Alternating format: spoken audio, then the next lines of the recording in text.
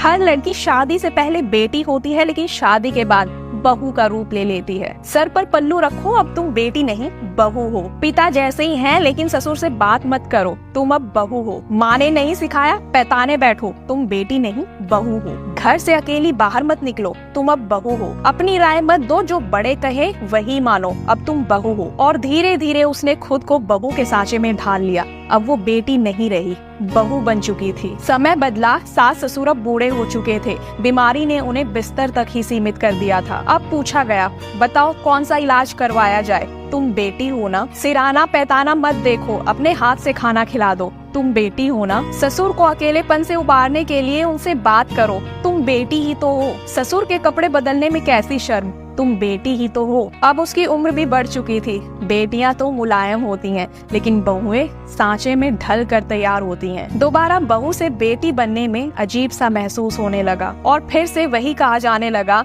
चाहे जितना मर्जी कर लो, लेकिन बहुएं कभी बेटियां नहीं बन सकती। समाज की इस सोच पर क्या ही कहना, जहां अपने स्वार्थ के लिए बहू से बेटी जैसी सेवा ली जाती है, लेकिन बहू को कभी भी बेटी की जगह स्वीकारा नहीं जाता। मेरा मानना है कि पहले बहू को बेटी जैसी जगह दें, उसके बाद बहू से बेटी जैसी बनने की उम्मीद करें, क्योंकि बेटी से बहू बनना मुश्किल है, लेकिन बहू से बेटी बनना मुश्किल नहीं है।